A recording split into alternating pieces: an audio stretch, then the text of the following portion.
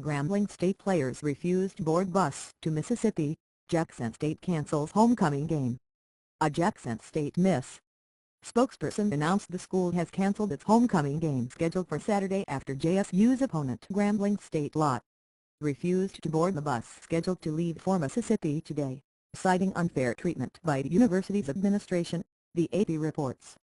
The cancellation comes after Grambling State players skipped to practices and met with the administration earlier in the week. It's the latest and most dramatic tale in what has been a tumultuous season for Grambling State. Grambling alumnus and NFL legend Doug Williams, the first black quarterback to win the Super Bowl, was fired as head coach 2 games into the season and replaced by former assistant George Ragsdale. Ragsdale lasted 5 games as interim coach. He was canned earlier this week and reassigned to an undisclosed position within the athletic department. Defensive coordinator Dennis Winston was named interim, becoming the team's 3rd coach in this season.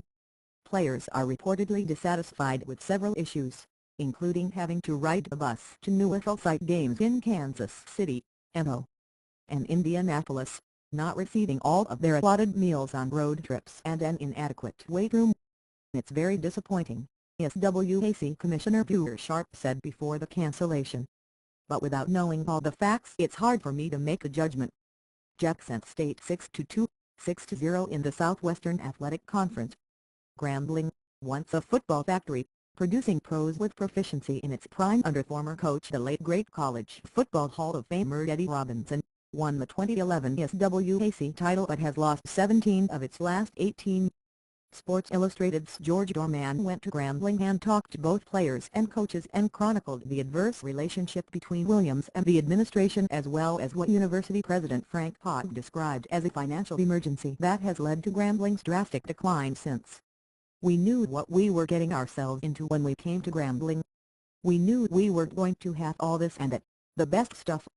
We knew we were going to LSU," sophomore defensive back Dwight Amphy told SI. "But it could be better, even just a little bit better. Because it is not like we don't have the athletes to compete, not like we aren't trying to the best of our ability.